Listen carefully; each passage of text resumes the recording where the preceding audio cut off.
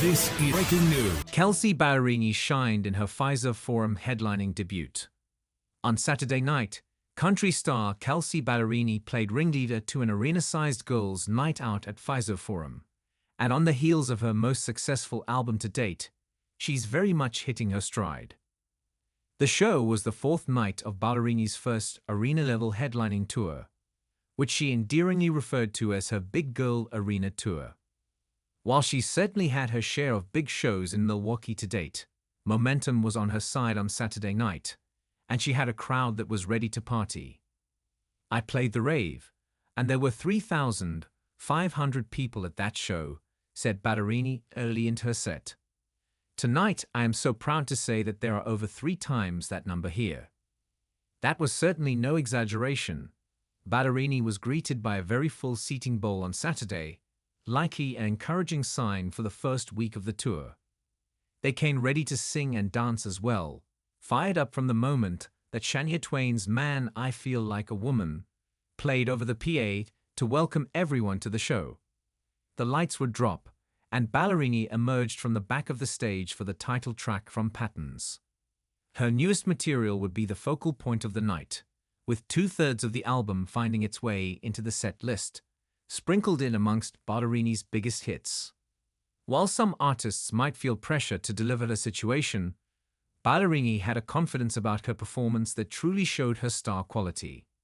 It may have helped that boyfriend Chase Stokes was spotted watching the show from the soundboard. When she addressed the Fiserv Forum crowd, she was personable as ever, regularly using her time in between songs to be thankful and inspirational. She spoke proudly about where Patterns has taken her, fittingly as an introduction to this time last year. Throughout the course of the night, she would take a selfie with a fan's phone and say hello to a fan that brought a meet and greet photo from 2017, and also receive a scrapbook from a fan that she opened up on stage. One fan also asked for her to write her next tattoo on a sign with an inspirational quote, to which Ballerini replied, "Oh God, my brain right now. It's like when someone asks what your favorite song is, and all you can think of is Rudolph the Red-Nosed Reindeer." They would eventually land on "Love, Love," before Ballerini would warn her that the tattoo is, in fact, permanent. That was the charm that she brought to every interaction on Saturday, taking in her moment as the brightest name on the marquee. When she wasn't drawing tattoos or taking pictures, she was leading sing-alongs up and down the Fiserv Forum stage, often from the catwalk in the middle of the arena. Early hit "Love Me Like You Mean," it saw her vocals reverberated by thousands of fans, and "If You Go Down, I'm Going Down Too" would have fans screaming along as well.